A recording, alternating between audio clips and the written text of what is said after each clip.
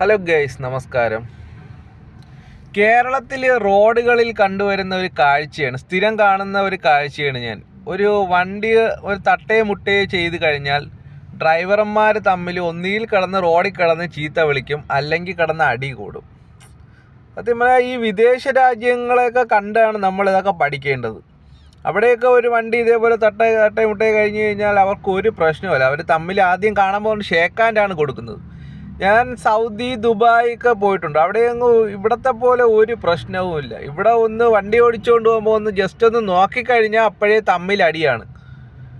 പിന്നെ അതേപോലെ തന്നെയാണ് ഇപ്പോൾ ഈ ചെന്നൈ, ബാംഗ്ലൂരിലൊക്കെ അവിടെയൊക്കെ വണ്ടി ഇടിച്ചു കഴിഞ്ഞാൽ ആർക്കും ഒരു പ്രശ്നവുമില്ല.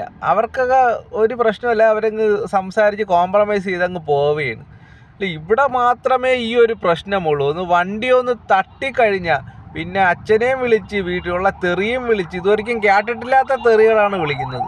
ഇപ്പോൾ സ്ഥിരമായിട്ട് ഈ റോഡുകളിൽ ഇങ്ങനെ ഈ കിടന്ന് അടി കൂടുന്നുണ്ട്. അപ്പോഴേ പിന്നെ പോലീസ് വരുന്നു. സത്യം പറഞ്ഞാൽ ഈ വണ്ടിക്ക് നമ്മളൊരു കാര്യം ചിന്തിക്കുക, വണ്ടി എടുക്കുക, വണ്ടിക്ക് നമ്മൾ ഒരു 10-20,000 രൂപ കൊടുത്ത് ഇൻഷുറൻസ് എടുക്കുന്നുണ്ട്. നമുക്ക് ഇത് ഇൻഷുറൻസ് വണ്ടിക്ക് എന്തെങ്കിലും ഡാമേജ് സംഭവിച്ചാൽ ഇൻഷുറൻസ് ചെയ്ത് ക്ലെയിം ചെയ്യാവുന്നതേ ഉള്ളൂ. നമ്മുടെ കയ്യിൽ നിന്ന് 1 രൂപ പോലും ആവത്തില്ല. ചിലപ്പോൾ ഒരു പ്രോസസ്സിങ് ചാർജ് ഒരു 500 രൂപ വല്ല ആവത്തേ ഉള്ളൂ. ചിലപ്പോൾ അതും ആവത്തില്ല. ഇതൊക്കെ ഇത്രയേ ഉള്ളൂ. അല്ലാതെ ഈ റോഡിൽ കിടന്ന് അടി കൂടേണ്ട ഒരു ആവശ്യമില്ല. ഇന്ന് ഞാൻ ഒരു അരമണിക്കൂർ മുമ്പ് ഇതേപോലൊരു കേസ് ഞാൻ കണ്ടായിരുന്നു. ഇപ്പോൾ റോഡിൽ കിടന്ന് അവർ രണ്ടുപേരും കൂടെ കിടന്ന് ചീത്ത വിളിക്കുന്നു, കിടന്ന് അടി കൂടുന്നു. പിന്നെ നമ്മളെല്ലാവരും കൂടെ ചെന്നാണ് പിടിച്ച് മാറ്റിയത്. അപ്പോൾ അതുകൊണ്ടാണ് ഞാൻ ഇപ്പോൾ ഇങ്ങനെ ഒരു വീഡിയോ നിങ്ങൾക്ക് മുമ്പിൽ ചെയ്യുന്നത്.